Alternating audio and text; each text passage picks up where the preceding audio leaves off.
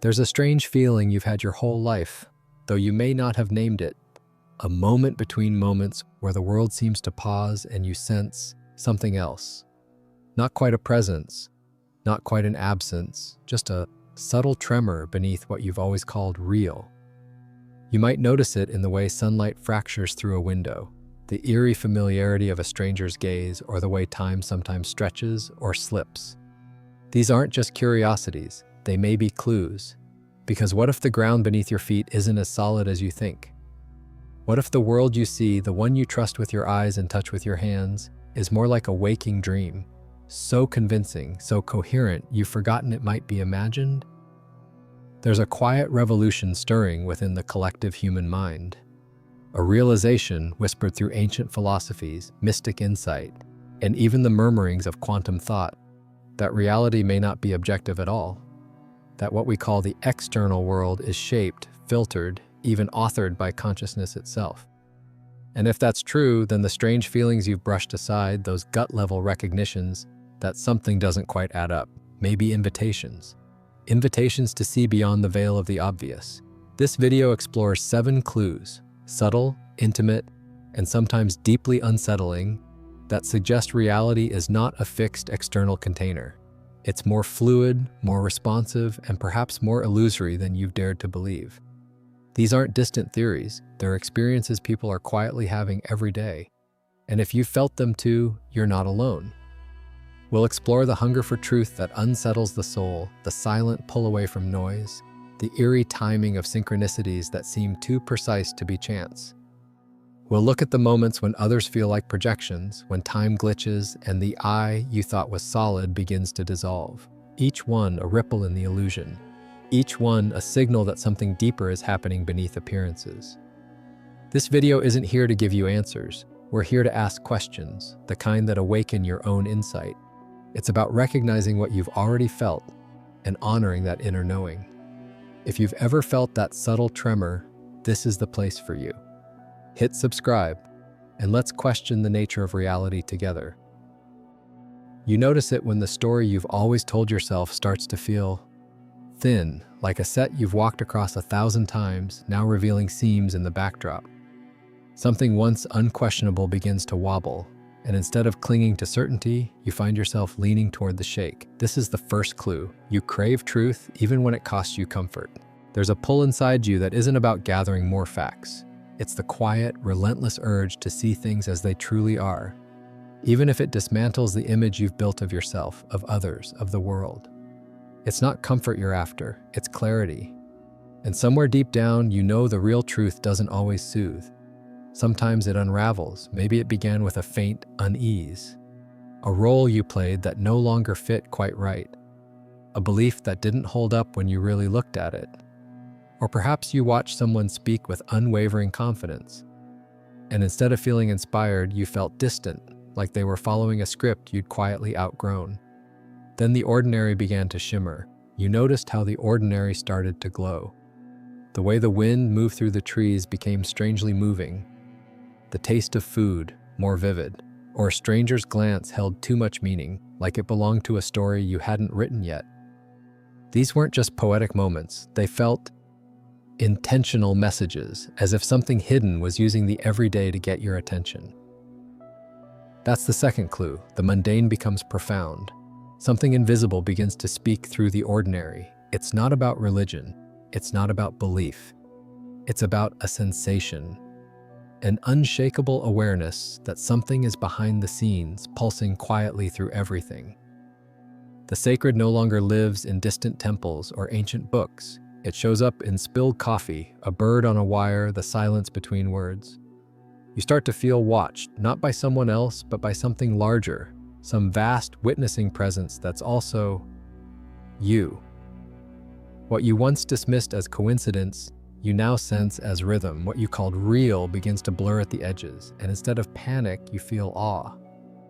This is not breakdown, it's breakthrough, the moment when the dreamer senses they are dreaming, not to escape, but to become lucid within the experience itself. If you've felt the truth pulling at you, even as it unsettles everything, that's reality asking to be seen differently.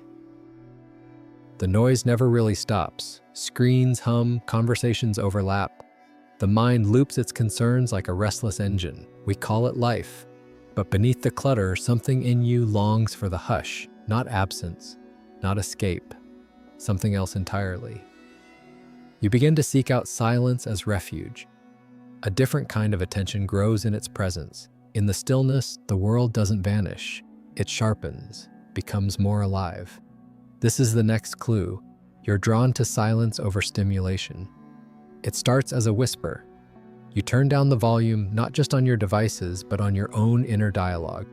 And in that quiet, something unexpected surfaces, not a voice, but a kind of knowing. A presence that isn't loud, but vast, a sense that the stillness itself is aware. Many spiritual traditions have called silence a doorway.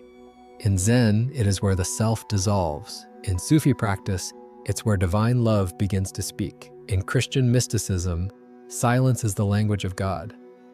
But even without names, without belief systems, the experience is available. Modern neuroscience has begun to affirm what mystics have always claimed. Prolonged silence changes brain activity. It slows the default mode network, reduces inner chatter, and opens regions associated with selfless awareness. In that shift, you don't disappear, you expand.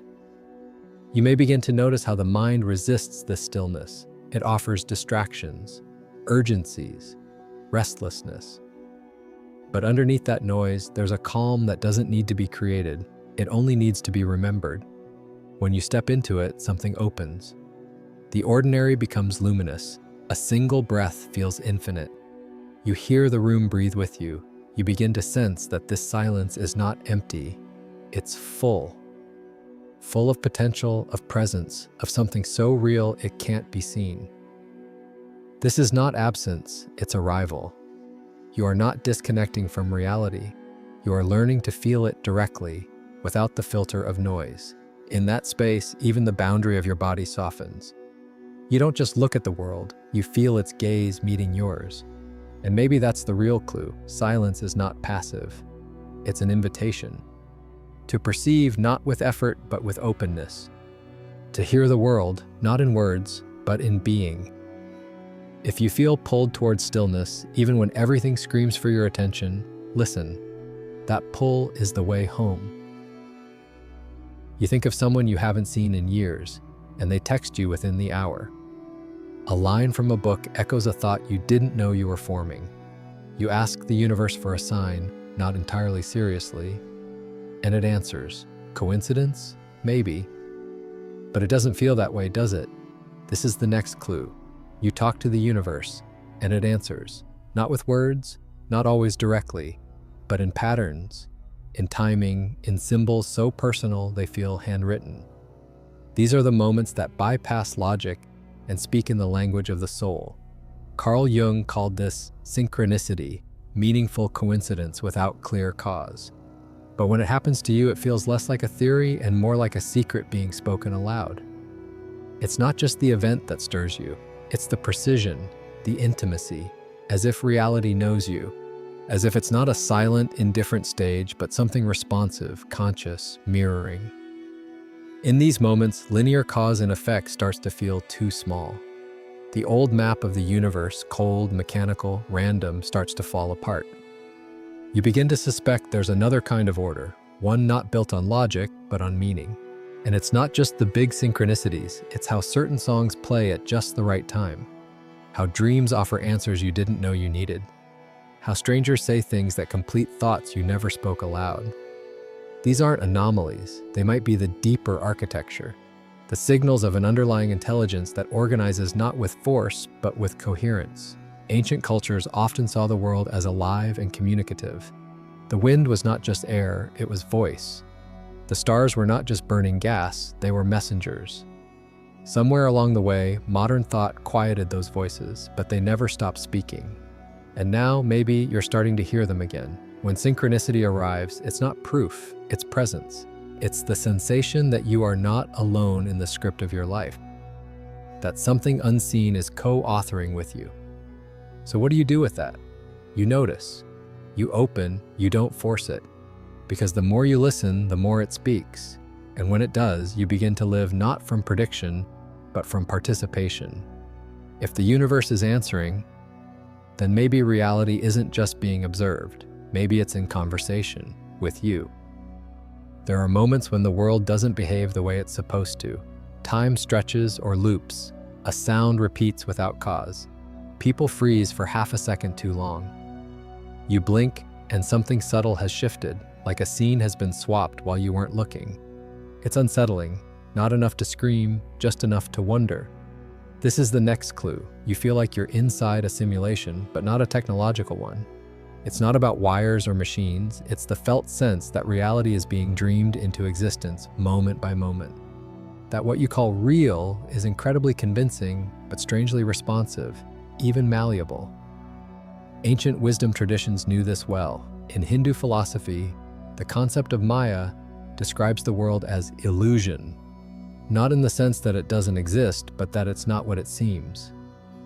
Plato's cave tells of shadows mistaken for truth, and Zhuangzi dreamed he was a butterfly, only to wake unsure which was real, himself or the dream.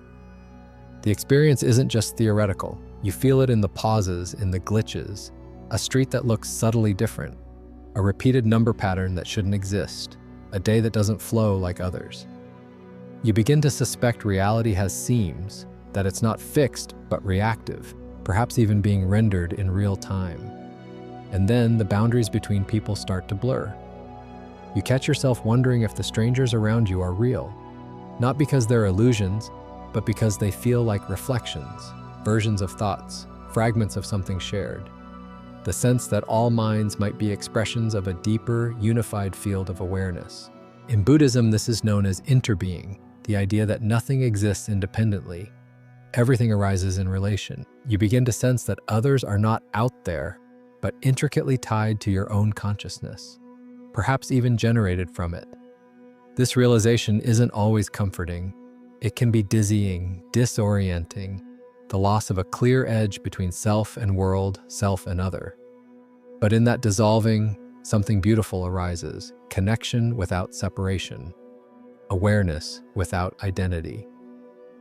The simulation metaphor persists because it points to a deeper truth, not of computers, but of consciousness creating coherence. And when that coherence wobbles, you see through the cracks. If the world sometimes feels unreal, it's not necessarily a malfunction. It may be an invitation to question not just the world, but the one who perceives it. You begin to notice a strange distance forming, not from others, but from yourself. You hear your own voice narrating thoughts, replaying memories, making plans, and something inside you watches it all, quietly, not judging, just aware. And you realize that voice isn't you, it's a process, a pattern, a habit. This is the final clue. Your sense of identity is loosening. At first, it feels like unraveling. The traits you clung to, your name, your personality, even your story, begin to feel like clothes you've worn too long. Comfortable, maybe, but not who you are. In Buddhism, this is called anatta, the doctrine of no self, the recognition that there is no permanent, unchanging I behind your experiences, just a stream of sensations, thoughts, and emotions, all arising and fading like clouds. In Advaita Vedanta, the teaching is similar. The ego is not the truth of who you are. The real you is the silent witness, the formless awareness behind it all. And you've glimpsed this, maybe during meditation, or while watching the stars in stunned silence, or in the aftermath of loss, when the usual scaffolding of identity falls away and something more spacious emerges. You start to see that the I you defended, the one you thought you had to protect or prove, was never solid. It was a story layered over silence. Letting it go isn't easy. It can feel like dying. But what's left is not emptiness, it's freedom. You are not the roles you play, not the thoughts you think, not even the emotions you feel. You are the awareness that holds them all. The more you identify with the stillness behind thought, the more peace you find. Life continues, but the tension eases, the struggle softens, you stop gripping so tightly. Others may still call you by name, the world may still ask for performance, but inwardly, you rest in something quieter, deeper, the center that doesn't move. And from this place, everything changes, not because you've added something new, but because you've stopped clinging to what was never you. If your identity feels like it's slipping through your fingers, don't panic. You're not losing yourself.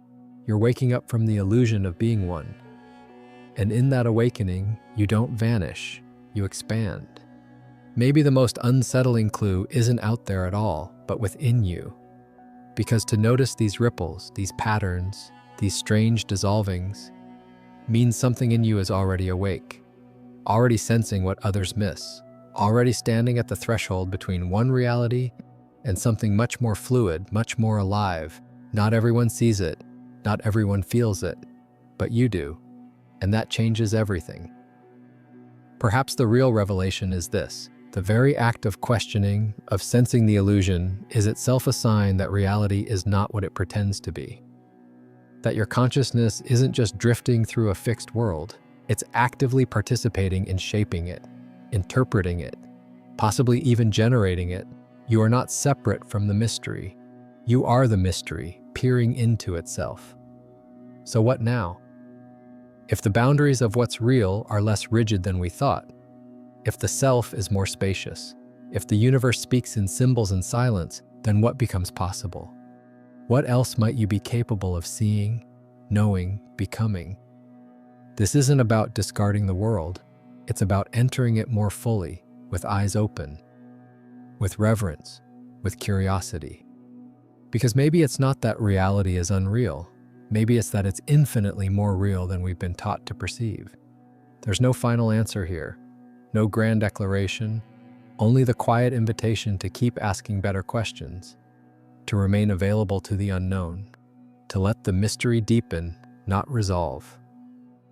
If this journey resonated with your own intuitive knowing, if it stirred questions you didn't know you had, consider subscribing.